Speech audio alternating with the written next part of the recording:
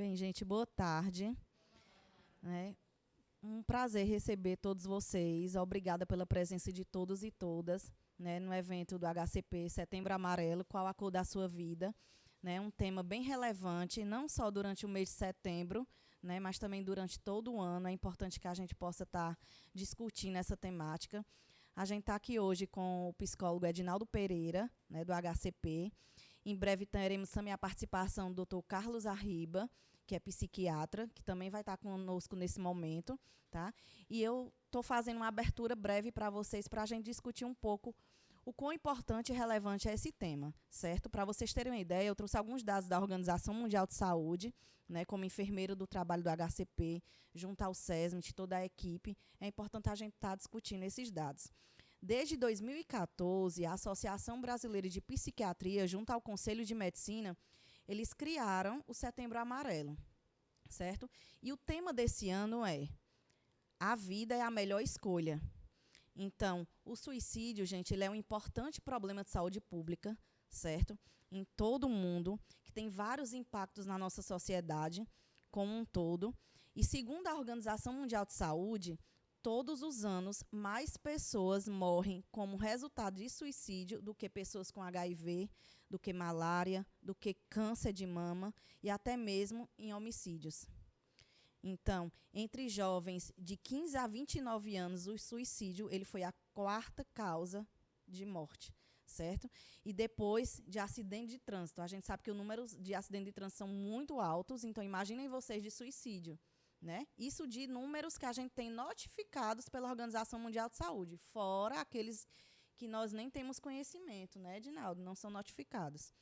Então, trata-se de um fenômeno muito complexo, o suicídio, e que pode afetar indivíduos de diferentes raças, classes sociais, gênero, culturas, idades, afeta todo um ser.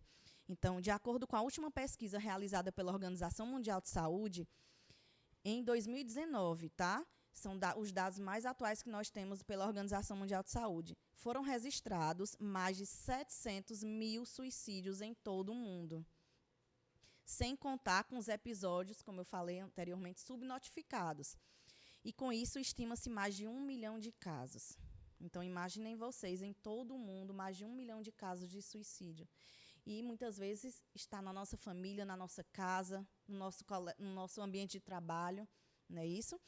Então, nós, como profissionais do HCP, nós, como profissionais da saúde que somos, a gente tem que estar mais atentos a isso, desmistificar, eu costumo dizer que a gente tem que desmistificar temas como esse, e tornar mais naturais falar disso, para que as pessoas possam se abrir mais. A gente nunca sabe o que está passando no interior de cada pessoa, o que cada colega de trabalho tem com ele, não é isso? E aí sabe-se que praticamente só no Brasil, 14 mil casos por ano, gente. Isso os notificados, tá? Em média, 38 pessoas cometem suicídio por dia. Praticamente 100% dos casos, eles estão relacionados a doenças mentais, principalmente aquelas que não são diagnosticadas precocemente e não são tratadas. Por isso que é importante falar sobre isso, É importante debater sobre o tema, estimular as pessoas a falarem sobre a sua dor. A dor é de cada um, certo? E aí, por isso que eu trouxe para vocês essa temática, para a gente refletir e também atuar de forma consciente, como profissionais que somos, sobre a importância da vida, O tema desse ano, A Vida é a Melhor Escolha, ele retrata muito bem isso. E hoje à tarde a gente vai ter a oportunidade de conversar sobre isso, tanto com o psicólogo quanto com o psiquiatra, e debater e discutir posteriormente, após a fala de cada um. Tá certo? Sejam muito bem-vindos mais uma vez e uma boa tarde. A fala vai para o doutor Edinaldo Pereira. Boa tarde a todos e a todas. Eu vou ficar de pé para a gente poder se ver, e conversar um pouco sobre esse tema. Por conta da filmagem aqui, a gente tem que ficar sentado um pouquinho, mas eu vou ficar de pé para poder conversar com vocês.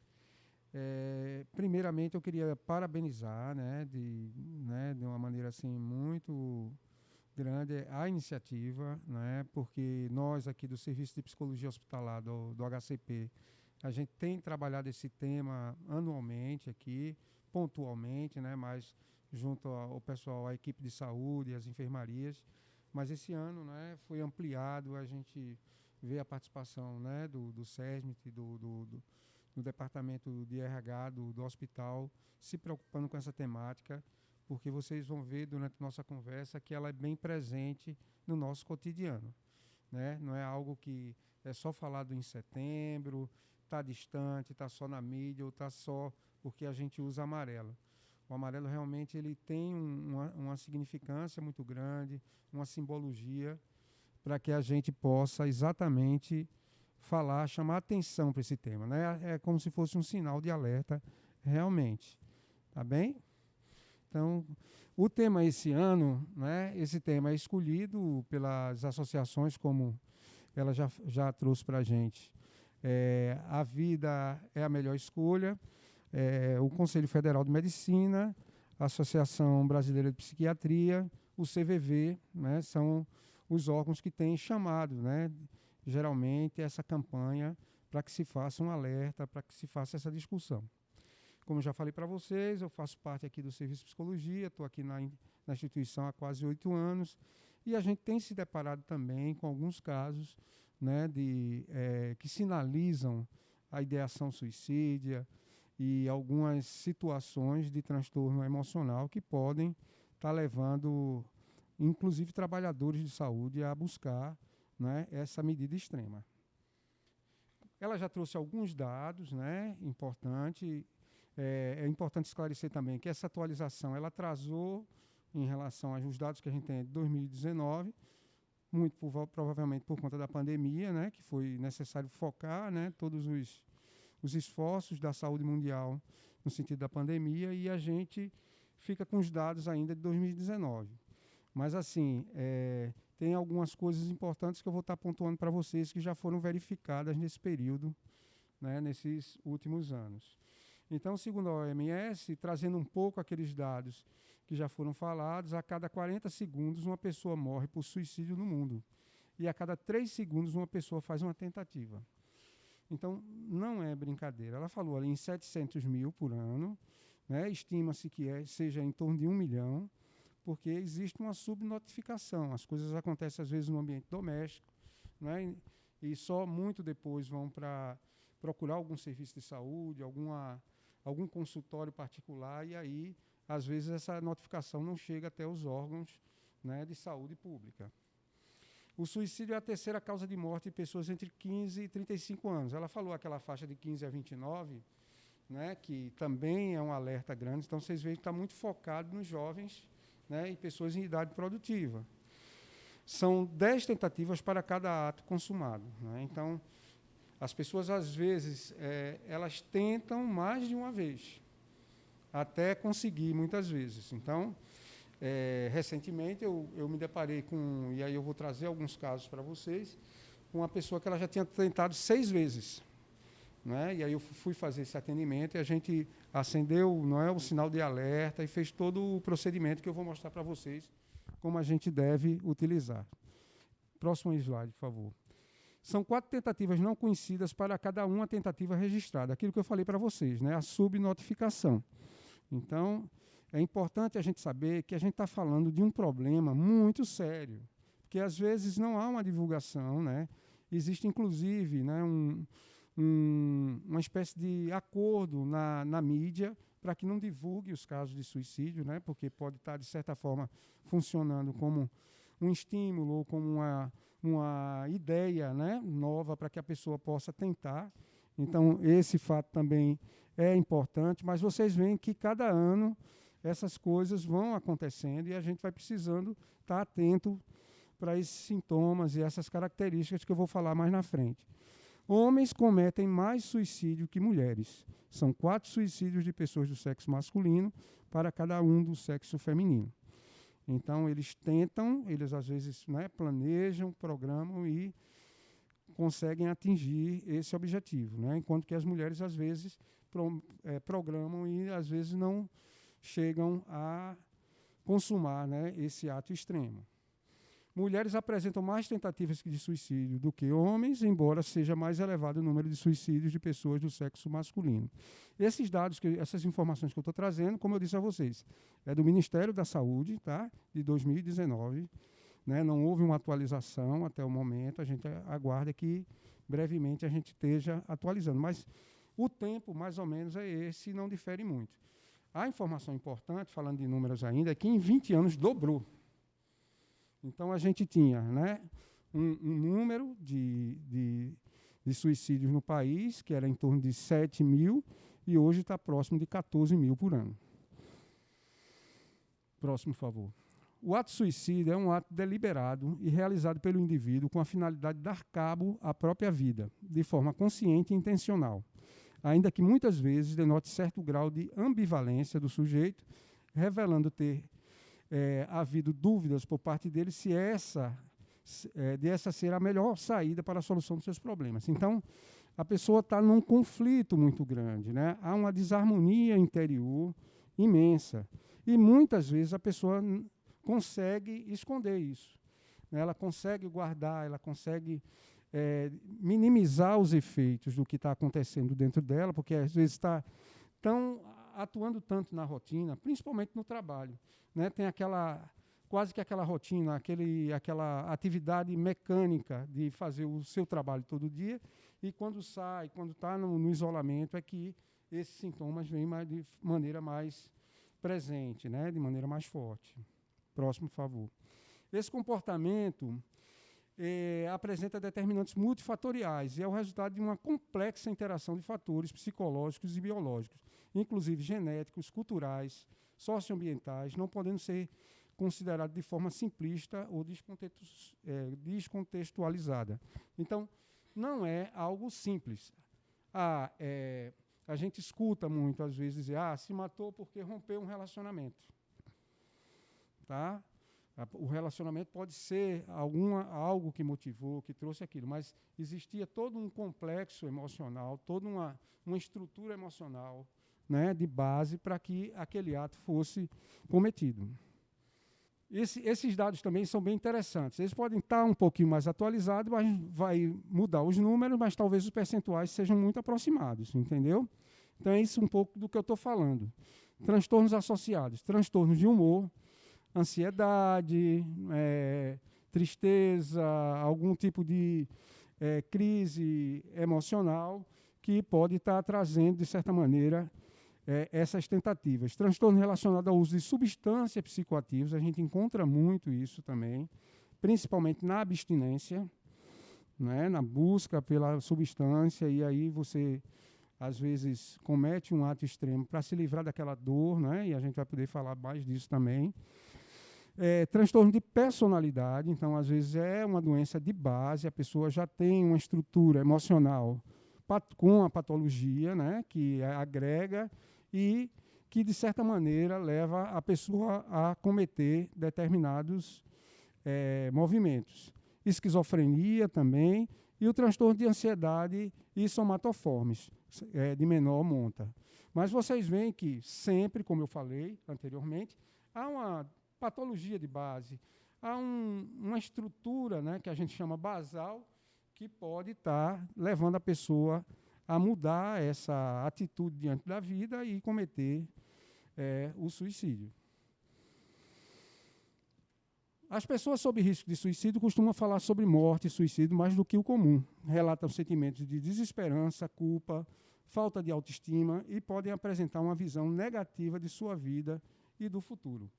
Então, às vezes as pessoas podem falar até em tom de brincadeira. E para a gente da psicologia, mesmo a brincadeira, ela tem uma importância. Né? A gente não pode, de certa forma, tratar com irrelevância uma brincadeira que trate muito desse tema. Agora, não é a pessoa falou uma vez, né? E aí disse, olha aí, essa pessoa já... Não, é quando aquilo está, vamos dizer, agregado ao discurso da pessoa. Né? Eu acho que vocês já devem ter. Fulano só fala de coisa ruim. Né? Fulano só fala de morte, só fala de acidente, de tragédia. Então, é um traço, né, que a gente deve acompanhar e chamar atenção em relação a isso.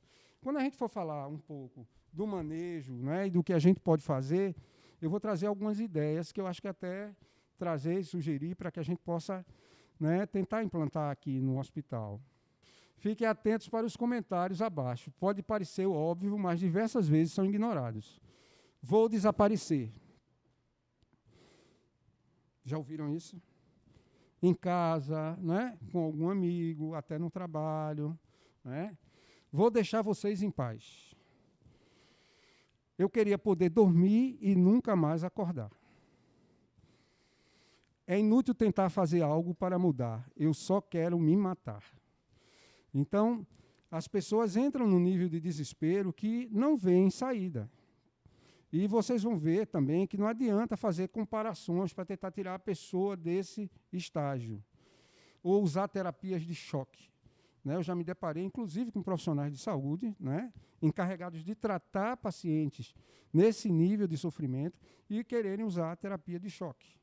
Né? Falar palavras de ordem ou contrapor determinadas emoções e pensamentos para tentar fazer um giro no pensamento dessa pessoa. Não é, recomendável isso, e assim, na minha experiência profissional, né, eu tenho quase 30 anos de profissão, não acho que deve se brincar, né, se fazer experiência com esse tipo de situação. Isolamento. As pessoas com pensamentos suicidas podem se isolar, não atendendo a telefonemas, interagindo menos nas redes sociais, ficando em casa ou fechados em seus quartos, reduzindo ou cancelando todas as atividades sociais, principalmente aquelas que costumavam e gostavam de fazer. Então, há uma mudança de comportamento.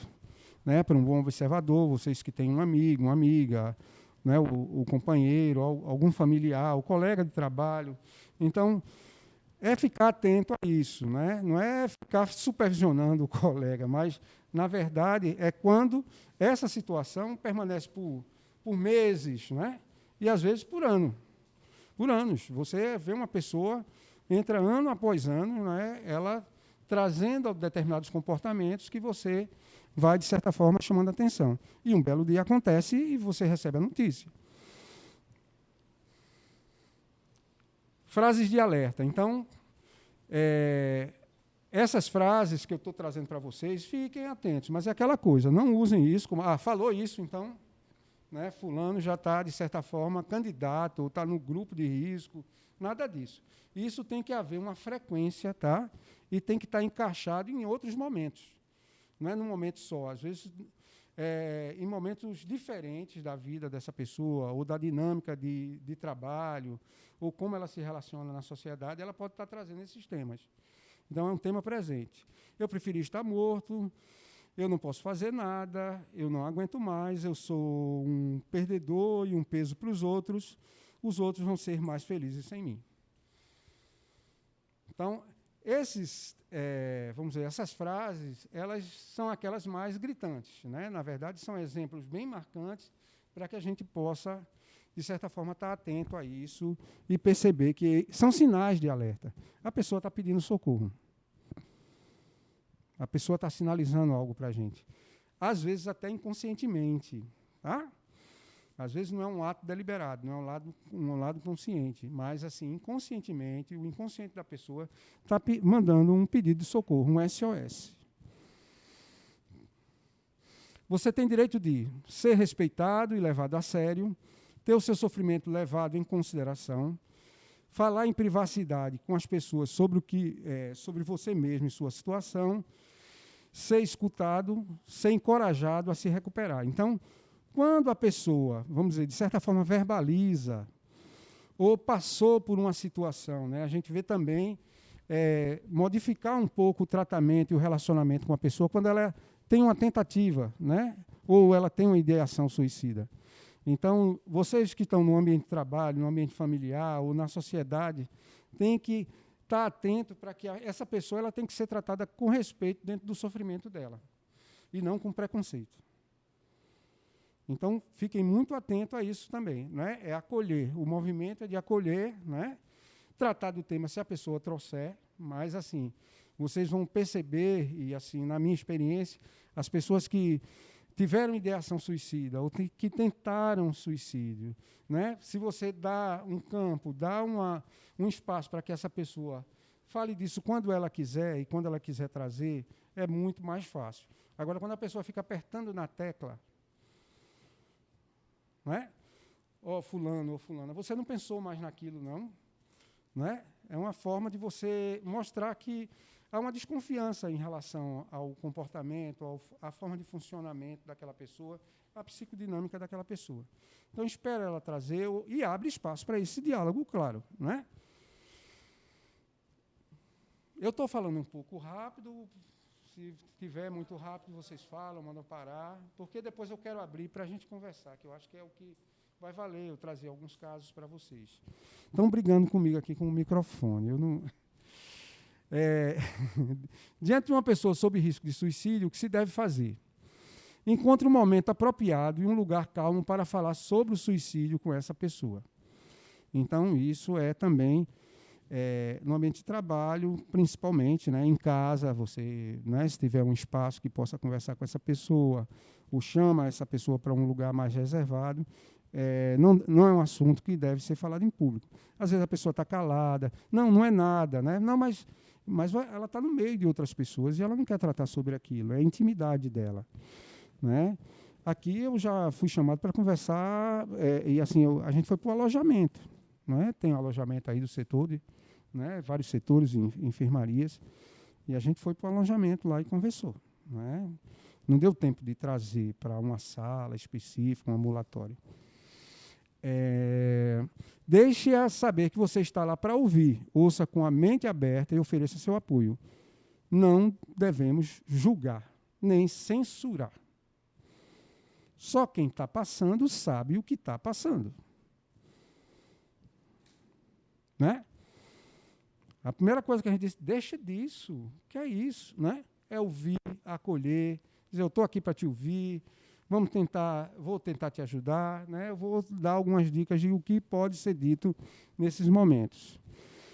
Deixa saber que você está lá para ouvir, ouça com a mente aberta e ofereça seu apoio. Incentive a pessoa a procurar ajuda de profissionais de serviços de saúde mental, de emergência ou apoio em algum serviço público.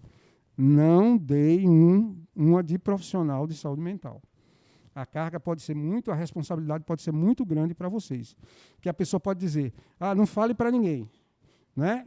Se você falar, então pode até ameaçar nesse sentido. Então, o interessante é vocês pedirem ajuda a outras pessoas para tentar levar essa pessoa a um serviço, à presença de um profissional que tem experiência para lidar com isso. Já entrando nos casos de exemplo, aí eu posso encaixar um. Recentemente eu fui chamado para atender uma pessoa que estava em acompanhamento de um paciente aqui na instituição e essa pessoa já tinha tentado 6 vezes o suicídio. E ela era acompanhante de uma pessoa, de um paciente. Né? E ela estava num momento de crise. E aí eu esperei os familiares chegar, fiquei junto dela, né, junto com a equipe de enfermagem, para que fosse levada a um serviço de emergência para que pudesse ser atendida, medicada, se fosse o caso. Era uma pessoa que já estava naquele rol de doenças pré-existentes, né, em saúde mental, e que estava sem tomar medicação, sem acompanhamento especializado, e estava entrando em crise. E um dos sintomas era a ideação suicida, a tentativa de suicídio. Então, veja como é um momento muito sério. Né? A gente não pode, de certa maneira, simplesmente ficar para si. Né? É interessante que divida essa coisa. Não é quebrar o sigilo que essa pessoa pediu, mas entendam que é uma responsabilidade, é uma vida, né? E um descuido você pode estar perdendo a chance de ajudar aquela pessoa. Ofereça-se para acompanhá-la a um atendimento. Eu vou com você.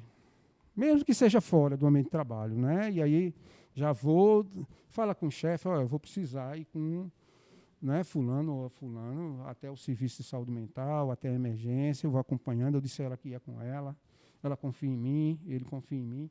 Então, essas situações, ela requer esse tipo de...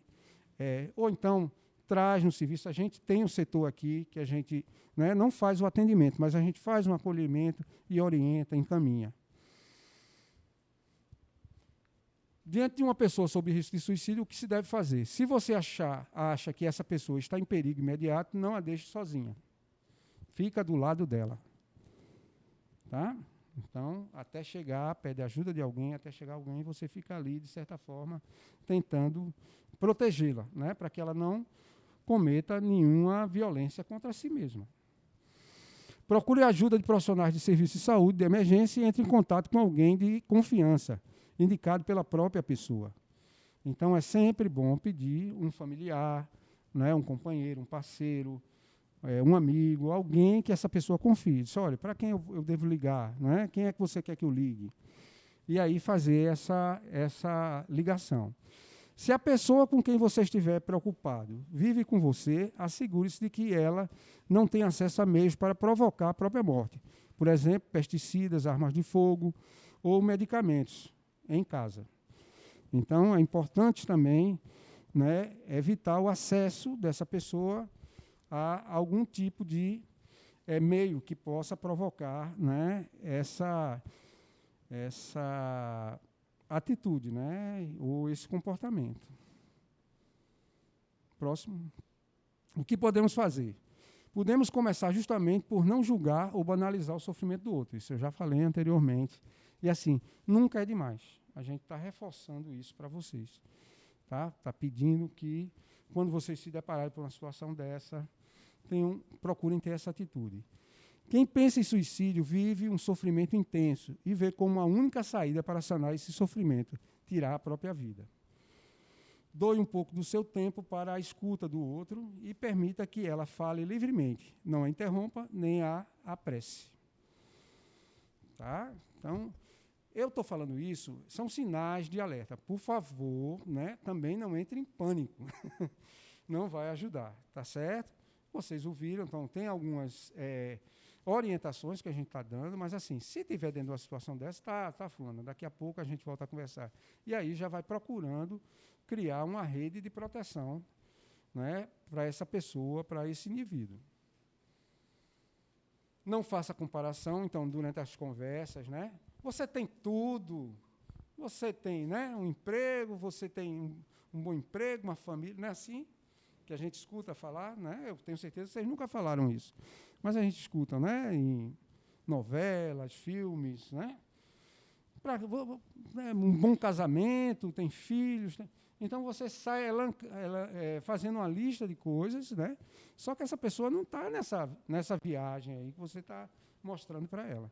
E isso daí faz, às vezes, entrar em mais desespero. Acolha o outro que sofre. Não ofereça soluções prontas. Tá? Então, muitas vezes a pessoa fala, eu estou com uma dificuldade financeira. Está aqui o dinheiro. Não é? Vamos arranjar esse dinheiro. E, às vezes, a pessoa, só aquilo não vai resolver, porque ela está, vamos dizer, numa crise, tá? Que senão agora não adianta mais. Né? Não tem mais jeito. Mesmo que você chegue lá com o Pix. Então, não vai funcionar. Ofereça-se para ir com a pessoa procurar ajuda, ou certifique-se de que ela procurou por ajuda profissional. O caso que eu disse a vocês que aconteceu, que eu acompanhei, que foi para a emergência, por questões familiares, teve que voltar para acompanhar. Tá certo? Mas eu fui lá me certificar se a pessoa procurou o serviço de emergência. Se não tivesse procurado, eu ia ver com a área responsável e a pessoa não ia poder ficar acompanhando. Não é? Então, quando vocês sugerirem que alguém procure ajuda ou vá até o... certifique se a pessoa foi. Tá? Principalmente vocês que estão nos postos de liderança. Aí fala um pouco o que é feito na psicoterapia, né? Porque às vezes vocês dizem, vai para o psicólogo, mas não adiantou de nada. Não é isso? Então vai depender muito do serviço, do profissional. A pessoa tem que estar, de certa forma, preparada. Não é todo profissional que vai ter a experiência suficiente, às vezes, para lidar com uma situação dessa. Vai precisar de outros recursos, outras ajudas para fazer uma intervenção. Por exemplo, eu, há um tempo atrás, muito tempo atrás, fiz um estágio no no Hospital das Clínicas de Curitiba. E lá tinha um profissional, um colega, que era psicanalista. Então, tem uma pessoa lá que estava com diagnóstico de HIV e estava tentando suicídio, e ele foi atender dentro da abordagem psicanalítica, que leva um tempinho mais para que a pessoa elabore determinadas situações.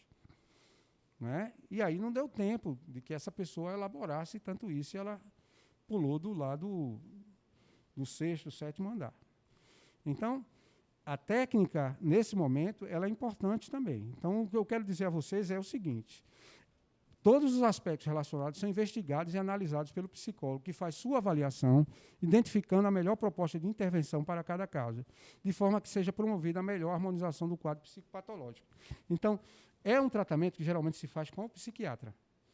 Pena que o doutor não chegou ainda, mas assim, não dá para tratar uma pessoa com ideação suicida, né, com tentativa de suicídio, só na psicoterapia. Ah, eu estou indo para o psicólogo. Não.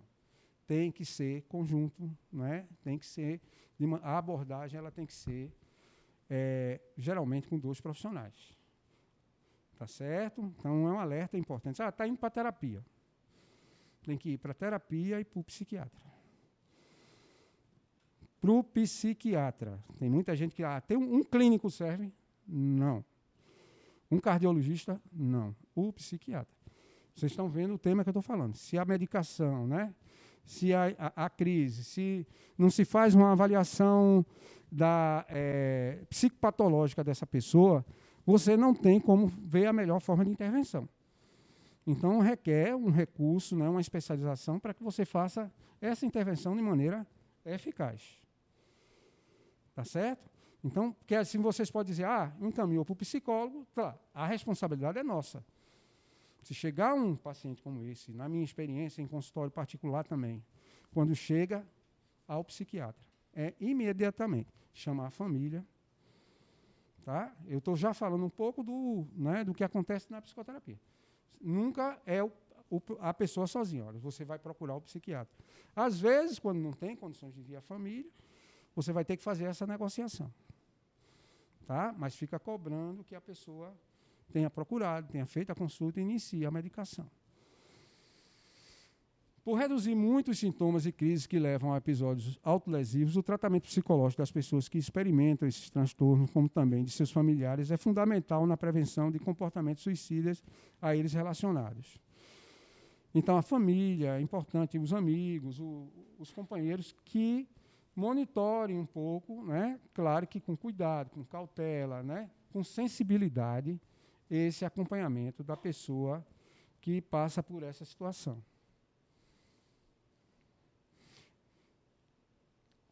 Eu estou cansado de ir para determinadas palestras, que as pessoas não trazem algo de concreto. O que é que eu faço? Você está falando muito aí da teoria, das técnicas, mas o que é que eu faço concretamente, Edinaldo? Né? O que é que a gente faz? O Hospital Luiz Pernambucano, bairro da Tamarineira, tem uma emergência psiquiátrica de Pernambuco, fica de frente à Ferreira Costa, ali da Tamarineira. Ela é 24 horas. Botem no carro, leve para lá. Botem no Uber, leve para lá. 24 horas. Tá? Chegando lá, dizendo que é ideação suicida, tentativa de suicídio, eles vão dar uma prioridade. Tá? Tem os CAPs, né? Eu botei aqui um em Recife, um em Olinda e um em Jaboatão. Tá? Que também eles têm, vamos dizer, um protocolo, né? O que a gente chamaria disso, um protocolo de atendimento para casos de suicídios. Próximo. CVV é muito importante. 188. Tá? Você pode, se tiver um colega, alguém que vocês conhecem nessa fase de sofrimento, que não dá tempo de ir para o psicólogo, liga para o CVV. Eles vão lá escutar. Tem conversas no CVV que duram 2, 3 horas.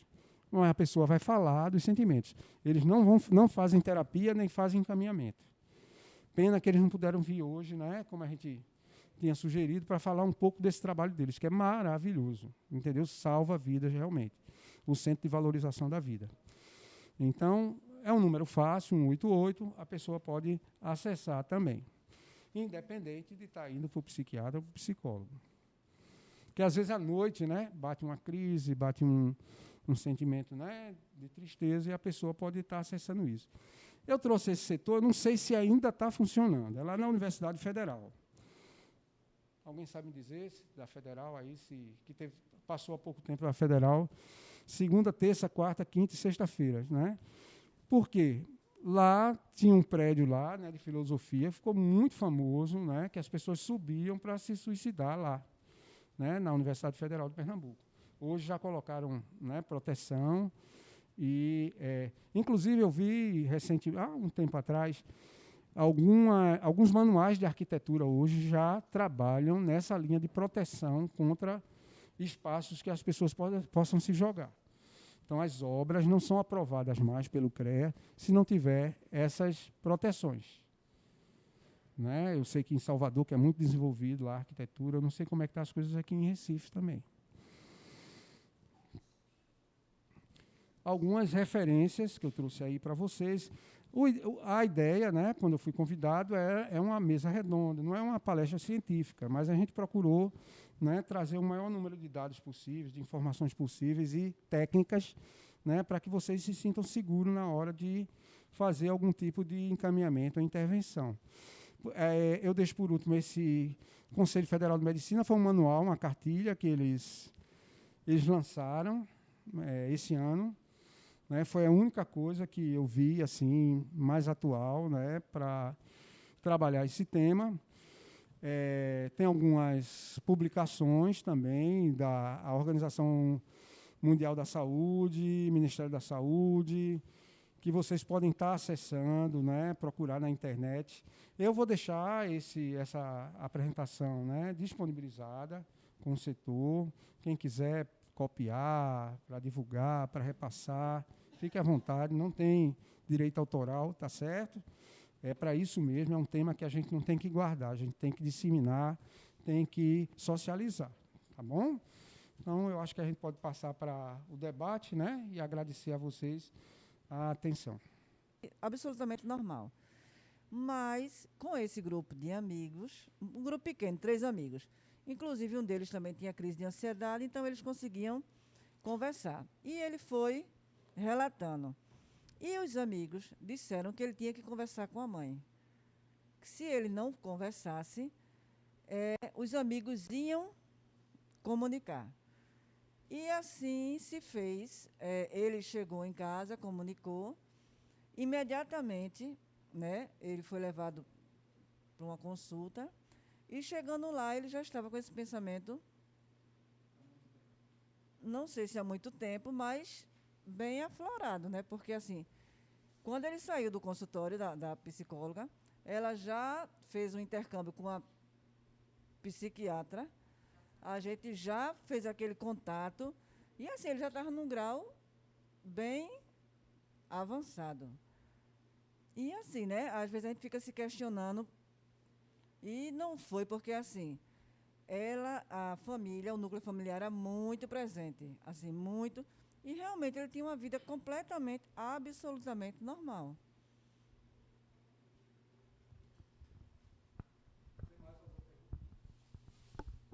Olha, excelente sua pergunta, porque, assim, como eu falei inicialmente, passa despercebido alguns casos, não tem sinal de alerta. E, assim, a gente não tem como prever tudo. Mas, assim, a intervenção foi perfeita. Né? E, assim, por muito tempo vai precisar desse acompanhamento também. Né? Então, as pessoas... Uhum.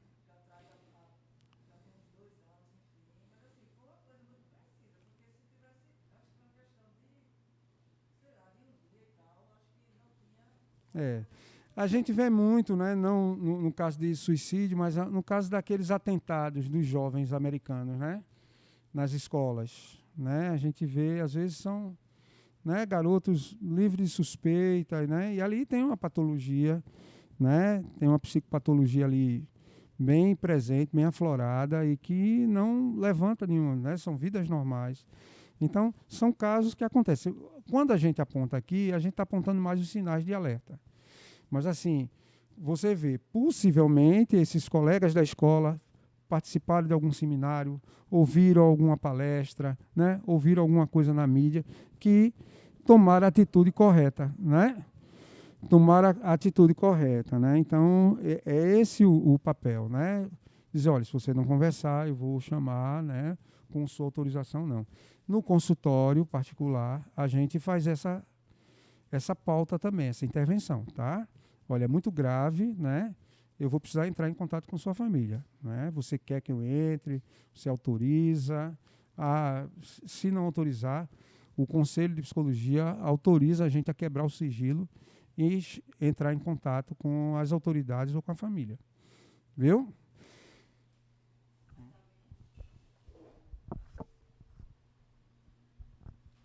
Boa tarde a todos. Eu gostaria de perguntar sobre a possibilidade de o senhor definir de uma forma bem direta, devido ao conhecimento limitado de causa, quais seriam as principais distinções de atuação entre o psicólogo e o psiquiatra? Porque muitas vezes a gente tem uma definição bem limitada de que o psiquiatra medica e o psicólogo não, né? E às vezes fica essa dúvida no ar. Muito boa pergunta também. Como é teu nome? Iti. Então, é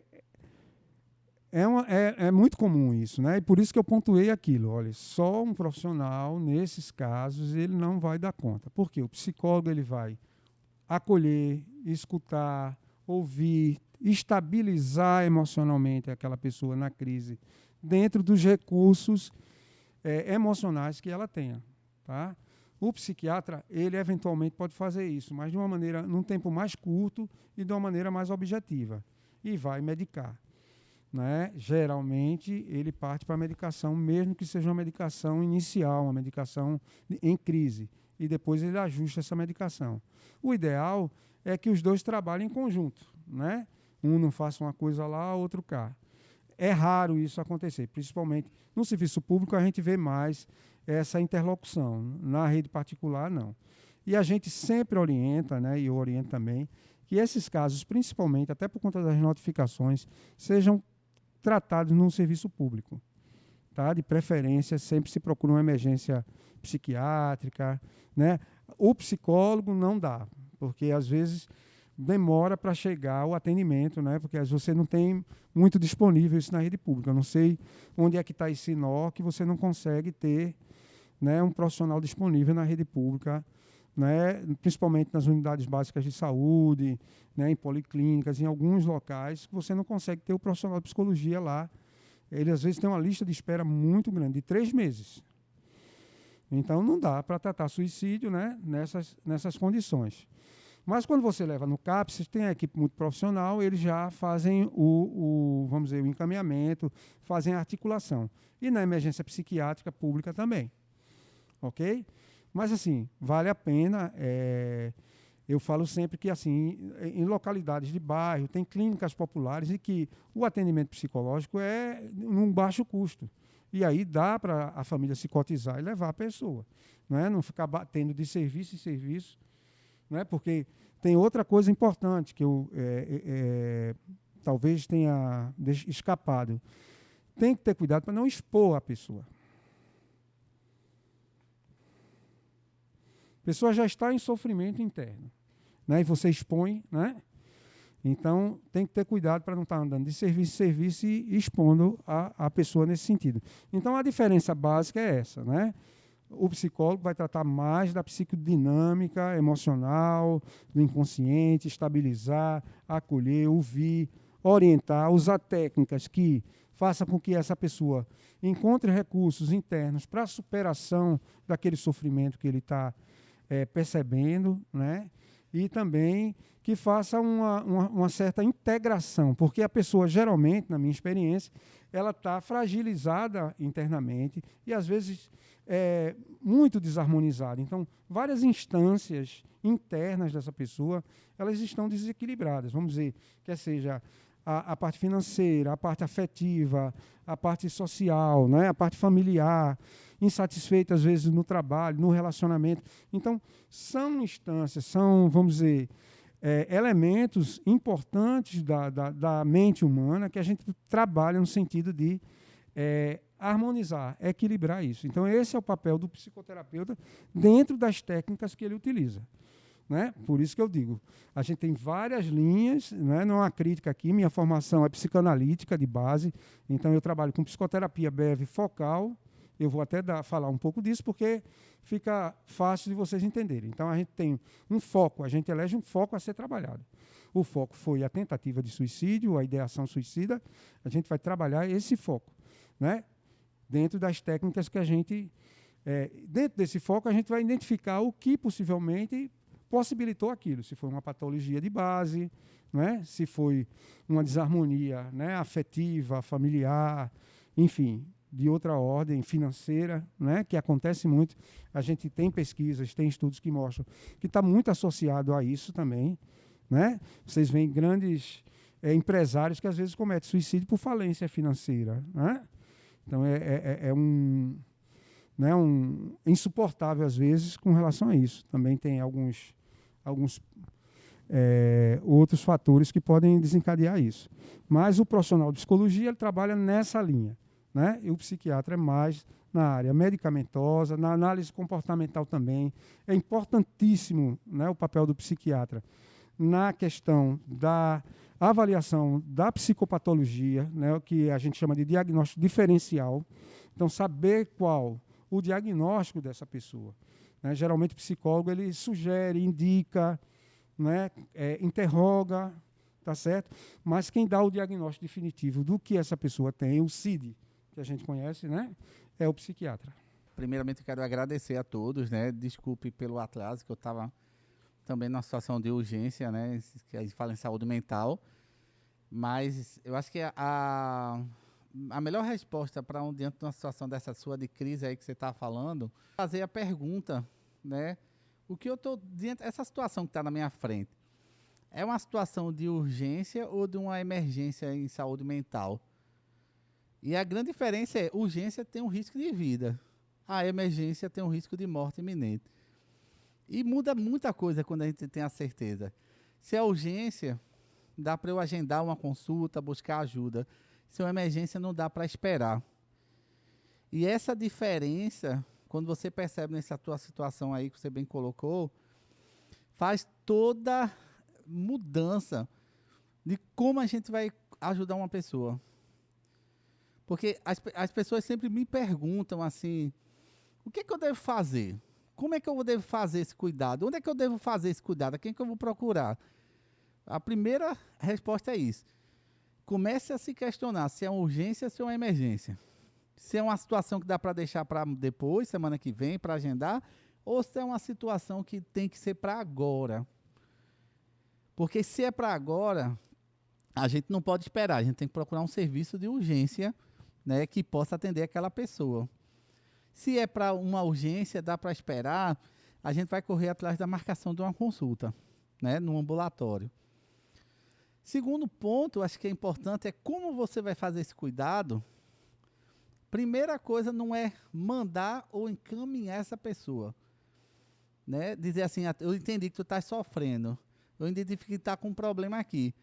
Procura fulaninho, vai com Deus, se cuide, fulano lhe proteja. Eu não posso fazer isso jamais, nem na urgência, nem na emergência dessa situação. Eu tenho que buscar, junto com essa pessoa, ajuda. Então, como você vai fazer esse cuidado é, chega junto, se dispõe a ouvir e diz, olha, vamos junto?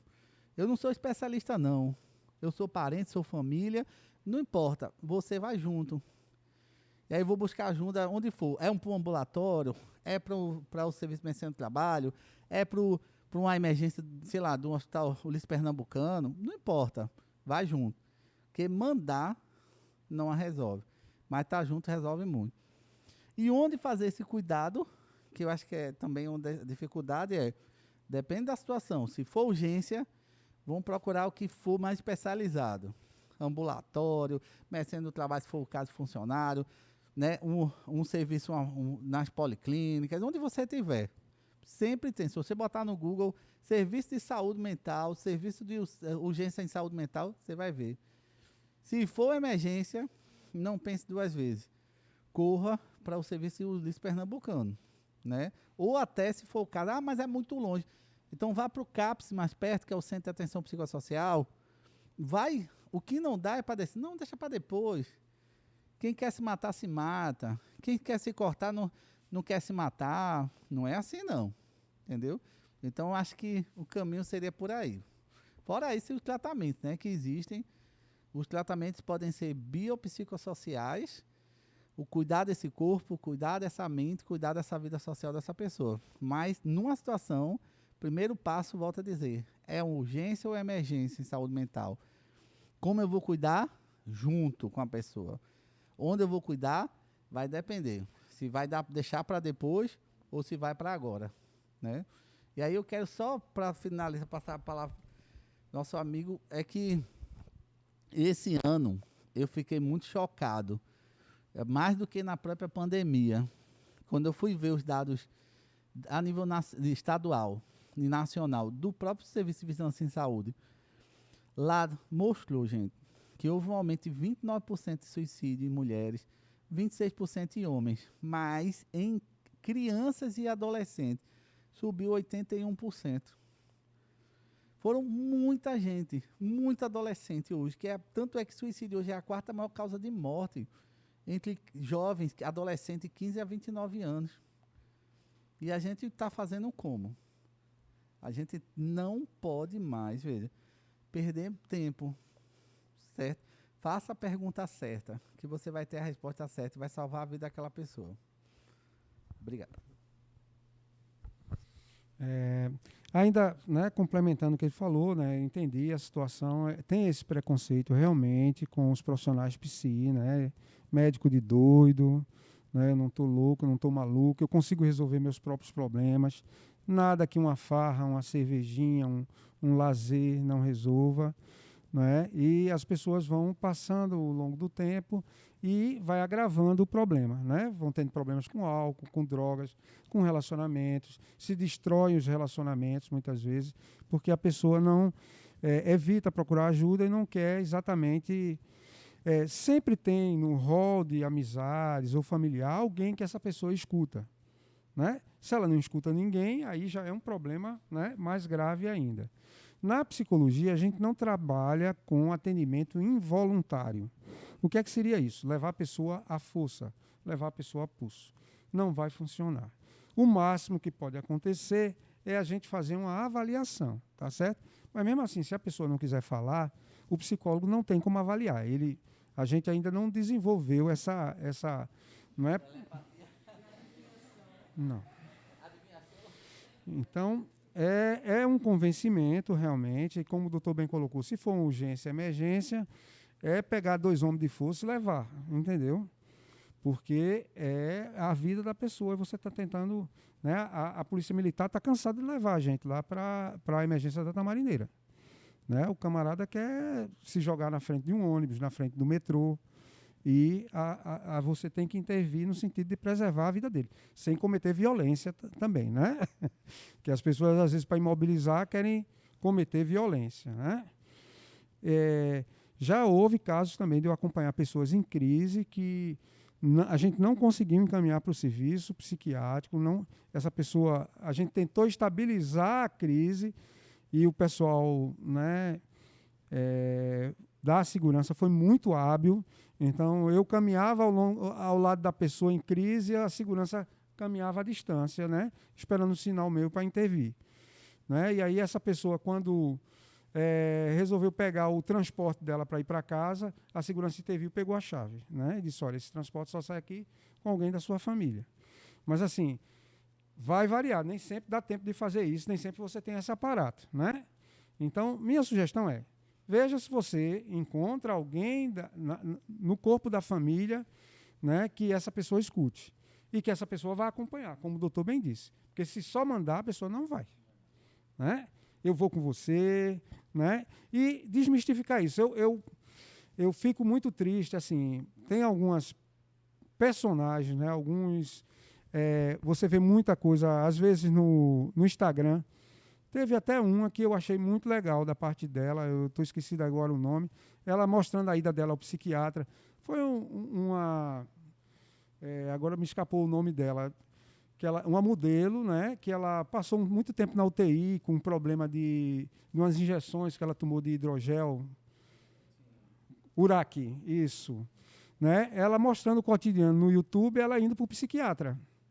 Né? Ela está fazendo tratamento psiquiátrico, ela indo para o psiquiatra, ela se cuidando. Então, quer dizer, as pessoas que estão na mídia deviam mostrar que tomam medicação, a grande maioria, né, doutor? Antidepressivos, ansiolíticos, né? Estão ali lindos, maravilhosos, mas tomam medicação regularmente, vão à terapia, fazem terapia, né? Porque dá exemplo para os jovens, para a população, de que não é atendimento de doido, e sim qualidade de vida. Tá? Existem financistas em Nova York que não abrem mão de fazer seu atendimento psicoterápico 2 vezes por semana, às vezes. O psicólogo atende dentro da limusine, gente. Chique, hein? Então, porque eles não abrem mão disso, entendeu? É uma pausa, é um momento que você vai estar ali parado, 40 minutos, 45 minutos, para falar sobre você, sobre sua vida. Essa pessoa vai parar tudo que ela tem na vida dela, ela vai limpar a mente dela para ouvir você, lhe acolher, e não está ali para lhe julgar. Está ali para lhe apoiar e para fazer você crescer, se autodesenvolver, né, ter um autoconhecimento, conhecer suas potencialidades, suas dificuldades. Então, terapia, gente, para todo mundo. Não precisa estar doente, eu estou querendo dizer isso, né? Não precisa estar doente para procurar um terapeuta, um acompanhamento psicológico. Eu tenho. Bem, serve até para os dois. É como a gente que tem filhos, né, pequenos e até adolescentes em si, como a gente pode identificar comportamentos que nos possam dar respostas para... Na verdade, não são respostas, que possam nos dar um alerta, um sinal de alerta para a gente procurar uma ajuda. Excelente pergunta, assim. Uma das coisas que mais tenho me perguntado é sobre isso. O que é que está acontecendo com nossos crianças e adolescentes, que na estatística, né, infelizmente o Brasil, ele é o 5º país do mundo com o maior número de depressões, né, e mais de 60% dos estados brasileiros aumentaram a estimativa de suicídio. Os adolescentes, como eu falei, vem puxando esse ranking aí era 29%, subiu para 81%, gente, de adolescentes. E aí, eu acredito muito que o primeiro sinal de alerta é os pais, ou cuidadores, ou responsáveis, sempre estarem ao lado tendo um diálogo. Porque é muito difícil dizer exatamente quando foi que a pessoa adoeceu. Eu acredito que o processo de adoecimento ele é biopsicossocial também, assim como o tratamento. Né? Existem fatores, né? Vamos botar assim, violências sociais, que não é física, uma violência física ou sexual em si, mas é uma violência social, que muitas vezes gera um sofrimento mental acumulado e gera depois uma tentativa de suicídio, né? Então, uma violência social gera uma violência emocional, que gera uma violência biológica. Então, acho que a primeira parte é conversar. Conversar e ter esse hábito. O segundo ponto para identificar se sua criança ou adolescente está passando por isso e pode até hoje estar tendo uma automutilação, é que a gente possa ensiná-los a pedir ajuda diante desse sofrimento. Né? Como foi bem falado aqui, que às vezes as pessoas têm muita dificuldade de se autoconhecer e mais dificuldade ainda de pedir ajuda. Porque a nossa cultura é essa. A gente tem que estar bem para o outro, mas a gente não para pedir ajuda. Até a própria depressão hoje mudou. A gente não consegue identificar mais uma pessoa com depressão que chora. A gente precisa identificar uma depressão de pessoas que estão caindo o rendimento no colégio, caindo o rendimento no trabalho, estão chorando no banheiro, lava o rosto, passa a maquiagem e volta. E agora tem a máscara, mais fácil ainda, né? Porque não precisa demonstrar. Mas a gente está vivendo, infelizmente, uma cultura que a gente pode botar assim, não é só a cultura do cancelamento nas redes sociais, é a cultura do cancelamento emocional e social, de não estarmos falando mais da nossa dor e muito menos de pedindo ajuda. Então, primeira coisa que a gente identifica na criança, naquele adolescente, ele começou a mudar o funcionamento tradicional dele. Se ele é um menino mais tímido, ele continuará tímido, pode até socializar. Agora, se ele é muito mais extrovertido e começa a ficar tímido, é estranho. Ou o contrário, ele pode muitas vezes estar tímido e começar a ser extrovertido demais. E aí, a frase que eu digo para vocês é: analise, compare o comportamento antes e depois. Todo excesso representa muitas vezes um vazio. Todo excesso de extroversão, todo excesso de timidez, muitas vezes todo excesso de coisas que se faz, representa muito um vazio que a gente está tentando preencher. E aí, quando você pega esse jovem, que ele começou a mudar o comportamento, que ele começou a falar menos, que ele não tem um diálogo dentro dos pares ou dentro da família, que ele não é ensinado a pedir ajuda e falar sobre o sofrimento, a partir daí ele começa a sentir uma angústia, se calar, sente uma ansiedade, não se cala. E aí, a partir daí, começa outro processo começa a se comparar. Ele não sabe como é a vida do coleguinha do outro, mas ele começa a se comparar com os outros colegas. E a comparação é muito terrível, porque você não sabe o que é que o outro passou para você, ele está naquele lugar, e aí você também quer a vida do outro, você quer se comparar, porque fulano tem pai e mãe, porque fulano tem mais dinheiro, porque fulano tem a bolsa tal, tem a roupa tal, e a comparação é outro discurso muito presente. Aí depois esse jovem começa a generalizar os problemas na vida, ele começa a dizer assim: não, porque eu tirei nota baixa, eu vou tirar nota baixa em tudo. Porque deu errado, meu pai e minha mãe estão separados, vai dar errado sempre. Porque eu apanhei, sofri um bullying na escola, sempre vou sofrer bullying. Porque a professora me chamou a atenção, eu sempre vou ser chamado a atenção. Porque eu fui excluído do jogo de futebol ou do trabalho em grupo, sempre vai ser assim. Aí ele começa a se generalizar. E são jovens que, infelizmente, hoje, eles estão com baixa tolerância à frustração. Eles não suportam mais isso. Por quê? Porque eles começam a se comparar mais do que a gente comparava antes, principalmente pelas redes sociais. Depois começa a se generalizar demais. Deu errado, sempre vai dar errado. E, por último, eles têm muito medo de errar. Por quê? Porque tem a ver com a comparação. Se todo mundo na internet está postando, está todo mundo brilhante, tirando nota 10, todo mundo está fazendo tudo e está tudo maravilhoso, a vida dele é imperfeita. E aí ele fica com medo de errar. Como é que ele vai se demonstrar imperfeito? E é que uma pessoa que tem medo, porque medo para muitos é sinônimo de fraqueza, errar não é humano para alguns, porque posta na internet isso, e aí ele começa a entrar mais sofrimento. E aí a dica que eu dou é: cuidado, converse, cuidado com a comparação, generalização, com medo de errar. Ensine as pessoas a pedir ajuda. Ensine as pessoas a dizer: está tudo bem você chorar. Está tudo bem você pedir ajuda. Está tudo bem dizer: olha, eu não estou bem emocionalmente para falar. Aí, a partir daí, né, esses pais, cuidadores, responsáveis, que tem, ou tios, madrinhas, não importa, chega junto e diz assim: olha, como é que eu posso te ajudar? O que é que você deseja? Aí esse jovem vai dizer: eu não sei o que eu estou sentindo. Eu não sei como dizer, porque ele não foi treinado para isso mesmo, não foi ensinado para isso. Mas você disse: olha, eu percebo que você está mudando. Vamos juntos buscar uma terapia. Vamos juntos aprender a falar sobre sua dor. Não é mandar essa pessoa. Porque seria pegar um jovem que você diz: vá para a terapia, faça isso, faça aquilo. É como você pegar qualquer um aqui e botar dentro da NASA. Diga assim: agora pilota esse foguete para o espaço. Aí, não, mas eu não sei. Não, pilote. Você tem que sentar na cadeira e pilotar. E não é assim. Eu tenho que me colocar junto. Vem cá, eu vou pegar na tua mão, eu estou junto com você. Respeitando o limite, claro. Né? Dando espaço. Mas sempre tendo a certeza para aquela pessoa: eu estou junto. Você não precisa se comparar, você não precisa generalizar as coisas negativas da sua vida, você não precisa ter medo de ser imperfeito e de errar. Pode falar da sua dor.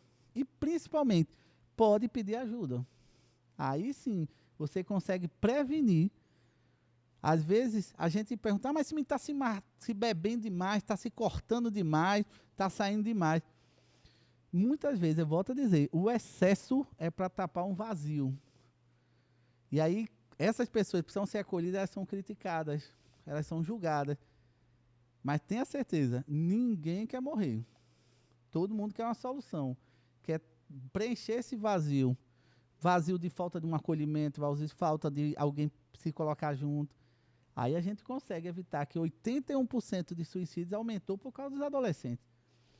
Mas a gente está vivendo cancelamento. Não é cancelamento na rede, não. Nós estamos cancelando as pessoas no nosso dia a dia.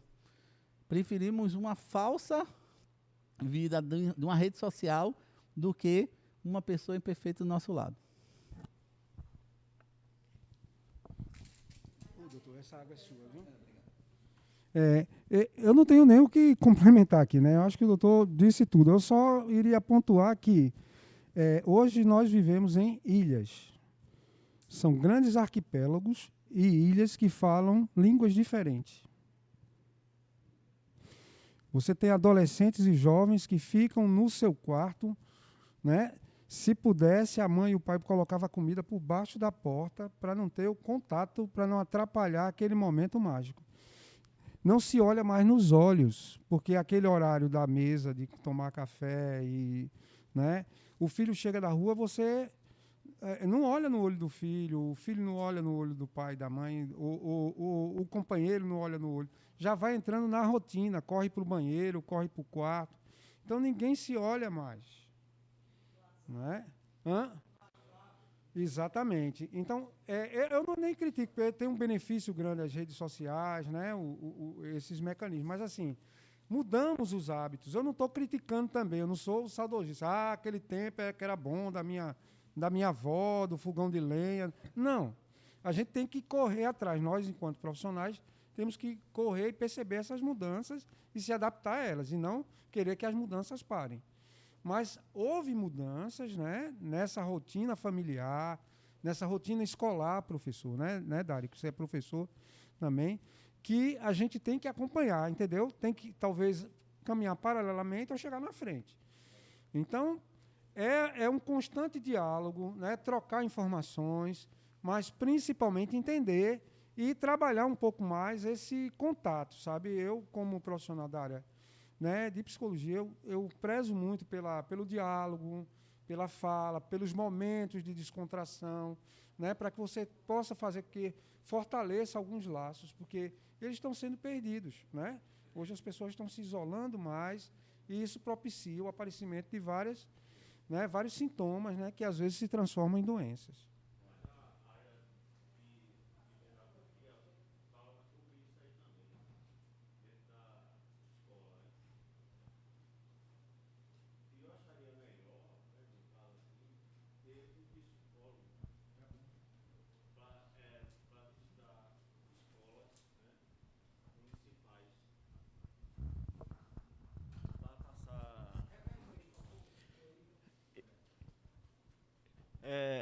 A pedagogia, certo? Fala mais sobre isso aí, certo? De adolescente que se isola dentro de casa, certo? E que não faz a tarefa, no caso, né? E quando chega na escola, né? Ele não tem como aprender, certo? Então, eu até falei há uns 6 meses atrás sobre ter palestra dentro de uma sala de aula com os psicólogos, certo? Para ver se desenvolvia mais, né, a ética, né, certo, deles, né? Que não tem, entendeu? O governo não dá apoio nesse termo, certo? Eles, às vezes, querem desabafar e não tem com quem, certo? Então, os professores é que é o psicólogo, certo? Que já vem de casa, já meio chateado com a mãe, o pai, certo? E muitos são pobres, né? Pais que são alcoólatras, né? Mãe presa, certo? Então, é uma série de fatores, né? Certo? E muitas vezes não dá conta. Nós, dentro da sala de aula.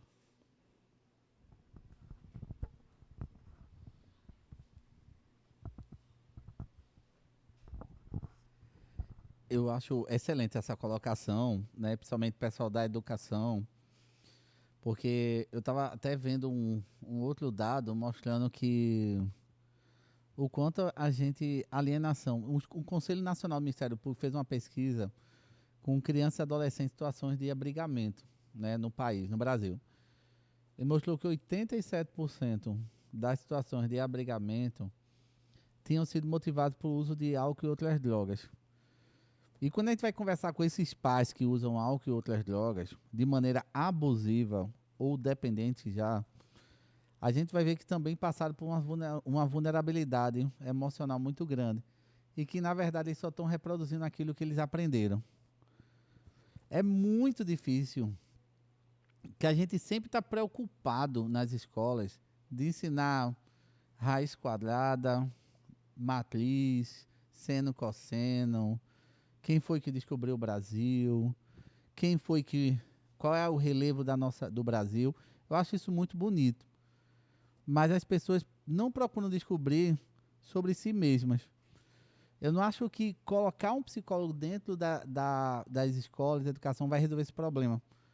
Porque a escola, a criança passa, vamos botar 50% do tempo. Os outros 50% ela volta para seu território, para a comunidade onde ela está. Eu acredito que a grande estratégia da escola não era botar um psicólogo para atender ou dar esse suporte. Eu acho que era para treinar, ajudar essas crianças, esses adolescentes a terem a inteligência emocional que o pai e a mãe delas não tiveram. E não tiveram por falta de oportunidade, porque um avô também não teve, porque um bisavô não teve. É uma coisa transgeracional já. Pois é uma coisa transgeracional. Aí a gente fica preocupado que ele saiba quem descobriu o Brasil, mas ele nem se descobre. Ele fica preocupado em saber qual é o relevo da geografia do Nordeste, que ele não sabe nem como é o território onde ele vive. Fica preocupado em saber qual é a raiz quadrada de tal coisa, que ele não sabe nem o que está sentindo e pedir ajuda. Então, eu acho que se a gente treinasse, ajudasse nossos jovens a ter mais inteligência emocional, eles iam vencer muito o medo de errar e serem perfeitos. Eles iam vencer muito a comparação. Eles iam vencer muito a procrastinação de deixar para depois, que eu estou frustrado, então deixa para depois. Tem coisas que precisam ser ditas agora e não para depois. Não é só a prova que vai fazer amanhã. É o emocional que precisa ser falado hoje. E precisam vencer a falta de foco e propósito. A gente não está dando mais para os nossos crianças e adolescentes um propósito. Eles podem ter um propósito, primeiro a gente pode ajudá-los a descobrir o deles. Mas uma vida sem propósito, muitas vezes é o vazio. E o vazio gera o excesso de coisas que a pessoa vai buscando no álcool, nas outras drogas, na interação social em excesso, em querer se destacar em alguma coisa. Porque esse vazio gera muito excesso fora, sabe? Então, eu acho que a solução para nossas crianças e adolescentes evitarem que entrem numa automutilação e numa tentativa de suicídio vamos ensinar a ter inteligência emocional. Porque é o básico. Inteligência emocional não quer dizer que não vai sofrer, mas é saber o que está sentindo e, principalmente, falar e pedir ajuda. Entendeu?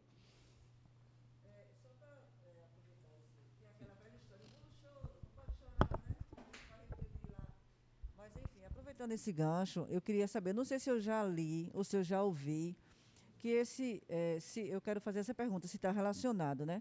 Esse aumento, esse percentual tão absurdo, né, que cresceu do número de crianças e adolescentes, né, em relação ao suicídio, se isso se dá também muito no núcleo familiar, porque se fala muito no núcleo externo, né, nos relacionamentos externos, rede social, escola, enfim. Mas, assim, eu quero saber se isso também se dá, se tem pesquisas, se tem alguma coisa aqui, com o núcleo familiar. Porque a gente sabe que também que a família em si, o núcleo familiar, também tem essa influência, né, de alguma forma. Eu vou dar um exemplo aqui, eu tenho uma vizinha que quando vai ensinar a tarefa ao filho, Ave Maria, chega a dar dó, eu saio até de perto. Porque é burro, porque não sabe, porque... Então, assim, é uma coisa que a gente... É um núcleo familiar, não é para ser dito aquilo, nem uma criança escutar aquilo de uma mãe, que é para quem subentende que é para amar, para acolher, para dar atenção. Enfim, eu queria saber se realmente faz sentido também esse aumento, né, no núcleo familiar.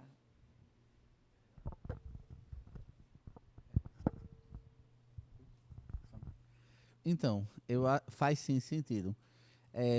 As crianças e os adolescentes não estão vivendo só a cultura do cancelamento nas redes sociais, elas estão vivendo dentro de casa também, dentro dos pais responsáveis. É interessante essa tua colocação, porque eu vejo muito isso no dia a dia também, certo? Aí quando você vai perguntar a esse pai e essa mãe, por que você chamou o filho de burro? Por que chamou ele se vai dar errado? E aí ele disse, não, porque eu estava de cabeça quente do trabalho. Isso também representa uma falta de inteligência emocional desse adulto de saber separar as coisas, que é o que a gente precisa treinar. É difícil, mas não é impossível. Eu não posso sair descontando minha frustração e minha raiva dentro das pessoas mais perto de mim. Porque é engraçado e até hipócrita. Como é que eu chego? Por exemplo, estou com raiva, aí eu chego para um desconhecido, oi, tudo bem, tranquilo, tento dar o meu melhor sorriso, minha melhor aparência. E quando chego em casa, eu solto os cachorros.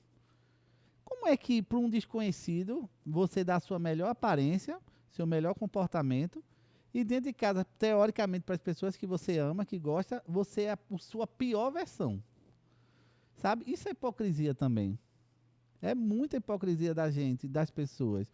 Então, eu tenho que ser muito melhor para as pessoas que eu amo e talvez menos para o pessoal da rua. Por quê? Porque o pessoal da rua, eles não sabem meu dia a dia, não aguentam a minha cruz, meu jeito, às vezes emburrado, meio ansioso. Ele não aguenta. E eu não posso estar descontando minhas frustrações, muito menos num vulnerável, numa pessoa que sofre vulnerabilidade, que está numa formação da personalidade como uma criança e adolescente. Então, quando eu escuto isso, eu digo, olha, digo para o adolescente, diga que se ele é burro é porque veio de uma genética. De pai e mãe.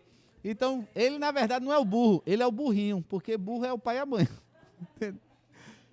Às vezes tem que dar esse start aí na cabeça desse pai e dessa mãe, porque senão vai sofrer muito. E é impressionante. Hoje atendi uma senhora de 47 anos, que até hoje ela traz, não, porque minha madrasta disse que eu não ia dar certo na vida. E ela vive hoje sob essa palavra que a madrasta disse há 47 anos atrás. 47, não, 40 anos, que ela tinha 7 anos. Então, é muito sério, porque a gente forma, aí depois quer que o menino não vá buscar um acolhimento na rua. Não vá buscar um acolhimento em relacionamentos excessivos, ou na bebida, por exemplo. Por quê? Porque para muita gente, eu já vi esse morador de rua falando isso para mim. Eu prefiro estar na rua, porque eu sofro menos violência emocional e social do que dentro de casa. Porque as pessoas que mais nos atingem são as pessoas, muitas vezes, que conhecem a nossa fragilidade, que convivem no dia a dia. E se você não tiver blindado, você sofre muito mais do que um desconhecido chamar você é feio. Mas se o pai e a mãe chamar esse menino, você é feio, isso vai ter um impacto muito maior. E aí, depois chega o pai e a mãe, bota a mão na cabeça e diz, eu não sei porque esse menino quer se matar. Né? Aí eu costumo dizer, possivelmente, eu não vou botar culpados. Existem vários fatores. Mas um dos fatores é a violência social. Entende? Hoje tem vários estudos mostrando sobre isso, a comunicação não violenta, né? A gente, às vezes, é muito violento. A comunicação que gera mais sofrimento, a gente tentar, né, trabalhar isso na nossa fala, na nossa postura, para a gente não ser violento. Entendeu? Eu acho que se a gente conseguisse, minimamente, tentar extinguir, né, essa violência dentro da gente, a violência externa que existe, ela ia diminuir muito mais. Aí muita gente, não, vamos botar mais polícia na rua, vamos botar mais câmera na rua, vamos botar mais suporte dentro das escolas. Isso não vai funcionar, porque a violência é interna. Tem um princípio, um provérbio árabe, não sei como é que eles chamam lá, que diz assim, é mais fácil o homem conquistar uma cidade fortemente protegida, armada, do que ele ter o autoconhecimento sobre si e se controlar. Porque o inimigo de fora, eu analiso as fraquezas e conquisto, mas o de dentro eu não quero ver. Então, não é? Isso é muito sério. Então, quer acabar com esse monte de jovem que está se suicidando, começa a acabar com a violência social, começa a acabar com sua própria violência, porque a gente sempre se coloca no lugar da vítima, mas muitas vezes a gente também é esse agressor, né? Então, vamos tentar trabalhar isso, a gente se perguntar todo dia, como é que eu podia ser melhor? Como é que eu podia me posicionar? Como é que eu podia dar o limite naquela pessoa que precisa do limite sem ser violento? É difícil, mas é possível. Se eu quiser extinguir essa violência social, eu tenho que começar dentro de mim.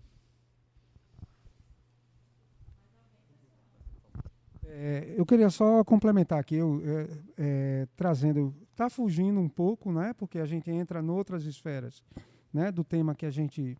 Mas é importante, né, não deixa de ser a questão da escola, a questão da família, que às vezes é o nascedouro, às vezes, né, daquela questão que eu falei para vocês, da psicopatologia, né, que favorece a tentativa, a ideação, o pensamento suicida e até o ato suicida. Mas, assim, nós da psicologia, há muito tempo, a gente fez essa virada, tá certo, de uma clínica ampliada do conceito de saúde. Então, a gente foge um pouco do, vamos dizer, do modelo reducionista e a gente amplia esse conceito, porque, assim, são fórmulas, às vezes, que, assim, são super bem intencionadas e que têm realmente uma eficácia, né?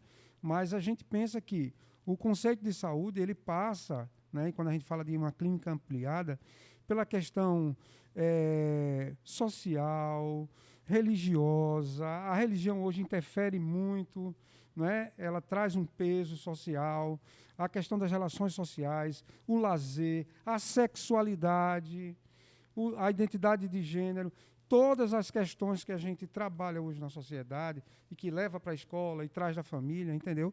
Isso tem exerce uma pressão sobre a criança ou adolescente descomunal. Muitas pessoas aqui, né, e pelo menos na minha geração, vamos dizer, não passou por essa pressão, que hoje é um estímulo constante das mídias sociais, né, trazendo temas, informações que você tem que digerir, processar, e às vezes os pais não acompanham. Né? E sem contar disso, também o doutor trouxe bem também, tem essa estrutura, às vezes, psicopatológica dos pais, né, da família. E a gente está falando também de que modelo de família. Porque são novos arranjos, gente. Né? São famílias, às vezes, né, que você tem os avós como os representantes, né, dessas referências, que às vezes estão 2, 3 gerações anteriores e querem impor isso, às vezes, na educação das crianças, né, e dos adolescentes. Então, há um conflito muito grande. Então, não se acompanha. Então, quando a gente pensar, né, pelo menos dentro dos fóruns de psicologia, a gente trabalha muito essa questão ampliada do conceito de saúde, para não ser, olha, ter um ambiente familiar satisfatório, e eu estou falando que família é essa, não é? É a família que agride, violenta, como a gente vê, que tem um pai, tem uma mãe, tem a comida, tem a estrutura econômica, mas tem uma violência, né, sexual dentro da família. Então, quer dizer, e aí você tem que pensar num conceito mais ampliado, né, como o professor se preocupa lá no dia a dia, que assim, a educação fica aquele jogo de empurra. Saiu da família, vai para a escola é que tem que educar o filho. Não é? É a família, é o filho que é o problema. Né? Na verdade, ele é um reflexo, como o doutor bem colocou aqui, fez uma redução bem interessante, né, que dá uma ideia do que. Então, a gente tem que pensar sempre, tá certo, de uma maneira mais abrangente, mais, vamos dizer, holística da coisa, né? Tem a questão da espiritualidade, a questão das energias, a questão, né, filosófica. Então, se debruçar e levar, né, essa discussão sempre que for possível.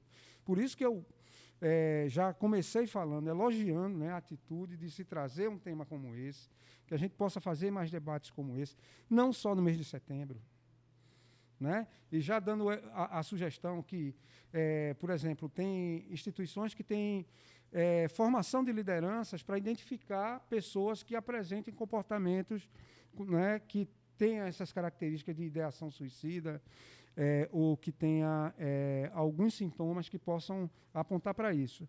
Existem protocolos também de hospitais, como no Einstein, e que tem um sinal de alerta, por exemplo, de pacientes que já tentaram suicídio ou que tem lá no sistema, você tem essa mensagem, né, para que se tenha uma atenção maior.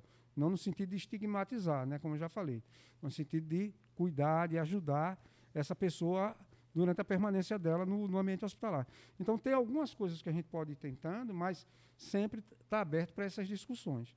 Né? Mas eu, vamos dizer, trabalho nessa direção, né, doutor, de que a gente possa ampliar, que a solução do problema ela não passa só por uma atitude ou um mecanismo apenas, entendeu? Mas envolve todo um contexto social. Né?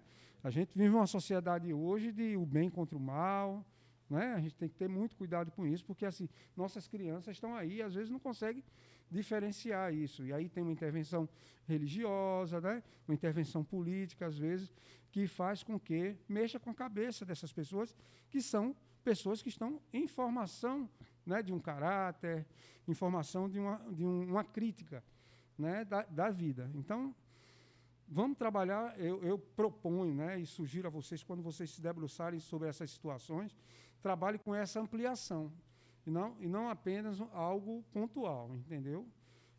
Quer dizer, a minha opinião é uma sugestão, mas concordo inteiramente com o que o doutor disse, porque ele traz, né, a realidade que ele vive no cotidiano, lá né, na prática dele, né, de todo dia. Tá certo? Eu queria fazer só pontuar uma coisa que eu me lembrei agora, que é uma das coisas que as pessoas me perguntam muito assim, mas como é que eu posso? Eu não sou especialista, não sou psicólogo, não sou psiquiatra. Como é que eu identifiquei o problema? Tá, eu entendi. Eu tenho um problema em mim, tenho um problema na minha criança, meu adolescente, mas eu não sou especialista. Eu vou para o doutor, né, vou lá no consultório de psicologia e digo, minha vida está nas suas mãos. Né? Tem muita gente que diz isso. E não é isso que a gente quer. Eu acho que quando a gente gera essa discussão de janeiro a janeiro, né, não pode ser no setembro só amarelo. Eu acho que esse amarelo até não tá legal. Mas assim, que seja, né, mais lembrado esse mês, a gente tem que mostrar para as pessoas que a vida delas não está nas nossas mãos, nem do psiquiatra, nem do psicólogo. Que ela é a protagonista principal da vida dela. Ela que tem que ser a coordenadora, a gestora da saúde mental dela. Se é uma criança ou adolescente, a gente vai ensinar ele a ser o gestor da saúde mental. Mas lembre-se, criança e adolescente aprende por nossos exemplos e não porque a gente manda fazer. Se de tudo, discurso da vovó, faça o que eu mando e não faça o que eu faço, isso não cola na geração de hoje. Mas se eu dou o exemplo que eu sou o protagonista principal da minha saúde mental, que eu não posso usar minha saúde mental como cartão de crédito, gastando, para depois ter que pagar a conta, mas eu, sabendo que minha saúde mental precisa ser cuidada, preservada, eu vou pedir ajuda. O profissional da psiquiatra ou psicólogo, eles são orientadores, norteadores, vamos botar assim, como fosse um personal que treina, que vai lhe ajudar do ponto de vista da saúde mental. Mas jamais nos coloquem nesse lugar de serem o regente principal da vida de vocês, e muito menos da saúde mental. Vocês precisam ser esse protagonista, vocês precisam cuidar do biopsicossocial de vocês, vocês precisam fazer, muitas vezes, o verdadeiro sacrifício. De não abrir, não é renunciar, vou renunciar aquilo, não. O verdadeiro sacrifício, às vezes, é sem força, em vontade e energia, você fazer o que é melhor para a sua saúde mental. Aí sim, quando você assume o protagonismo principal, você pode até ir no consultório, fazer o atendimento, pegar a medicação, toda semana estar no consultório fazendo terapia, aí você vai avançar muito, entendeu? Porque esse é o nosso papel, gerar essa discussão, gerar reflexão, mas nunca assumindo o protagonismo da vida da saúde mental de vocês, tá certo?